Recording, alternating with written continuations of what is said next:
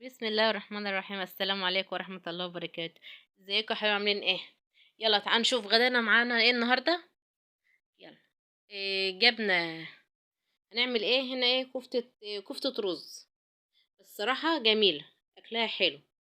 يلا تعالوا نشوف المكونات مع بعض. جبنا هنا كيلو رز. طحناه في الكبة بتاعة الخلاط، ونجيب ونطحنه شوية بشوية وننخله. ننخل الكبة اللي نطحنها، والخشانة اللي تفضل معانا بنرجع نردها تاني في قلب الكبة وبنعملها تاني، وما نكترش في الكبة عشان يتطحن معانا. جبنا هنا معانا 4 بصلات، واتنين بقدونس، اتنين كزبرة، اتنين شبت. ومعانا كيلو لحمة وراس توم. والبهارات ملح، فلفل اسمر، كمون، كزبرة، شطة حسب الرغبة، 7 بهارات.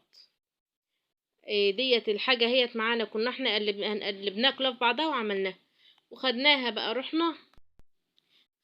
ورحنا ايه مفرمة اللحمة بقى نوديها ايه تتفرم هناك. وفرمناها وجبناها هي، وحطينا عليها التوابل بتاعتها وهنعجنها. ما نحطش التوابل وهي ايه راح تتفرم، لا بعد ما فرمناها وهنحط عليها التوابل بتاعتها هنعجنها. وما شاء الله عجنتها يعني ايه حلوة، وحطينا عليها شوية زيت اهيت برضك. وهنصبعها، تحطي نقطة زيت على ايدك وتصبعها واحدة بواحدة كده الشكل اللي انت عاوزاه بقى. ايه عايز تعملها صوابع اعمليها، عايز تعملها كور اهيت برضو كده شكل، وده التاني وبرضو كده التالت اهوت معاكم. الشكل اللي انتوا عاوزينه اعملوه معاكم. هي يعني الشكل المعتاد اللي احنا بنعمله على طول اللي هو ايه الصوابع. فايه اللي عاوز يعمل دي يعمل، اللي عاوز يعمل دي يعمل عادي. ديت بقى هنا اهيت ديت الكمية اللي احنا ايه هنحمر. الكمية اللي معانا صبعناها وحطيناها في اطباق. ديت ما شاء الله ما فكتش لا في زيت ولا في الصلصة، فكت معانا. ايوه وهنحمرها معاكم، وده كان اخر حاجه هما بنطلعها. الزيت رايق وجميل ومفيش في اي حاجه. مش هنرمي الزيت، هنستعمله بقى ايه في الصلصه بتاعتها. دي الكميه اللي معانا اهيت، وحبايه من حبايه، وحبايتها حلوه مفكتش. جبنا احنا هنا ايه راس توم وبصلتين معانا او بصله كبيره، وهنحطهم في الكبه وهنفرمهم. ومعانا بقى هنحط الزيت اللي احنا بتاع الكفته اللي حمرنا في الكفته، هنصفيه إيه في البصله والثوم وهنحمرها معانا. ورشة الملح اللي بنحطها على البصلة ما ننساهاش، رشة خفيفة. وحطينا بقى البصلة والتومة، وبس تخديلة كده. معانا هنا شفشق طماطم، مصفين الطماطم.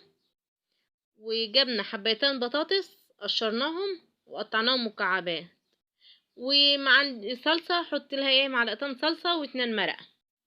عندك شوربة عادي زودي شوربة واعملي. جانا هنا في البصلة بقى لما هي خدلت شوية، حطينا لها معلقه كمون ومعلقه كزبره. مش هنحمر البصله، تخديله بس كده. هنا هي تخدلنا بس البصله كده، نحط عليها ايه الصلصه بتاعتها. والاتنين إيه المرقه معانا. هي وما خدت غلوه، التقليه بس كده الصلصه معانا خدت غلوتين. قمت انا حاطه عليها ايه البطاطس، وقمت مزوداها ايه كوبايه ميه معاكم. ديت كانت ايه, ما استوى ما التقليه اتسبكت.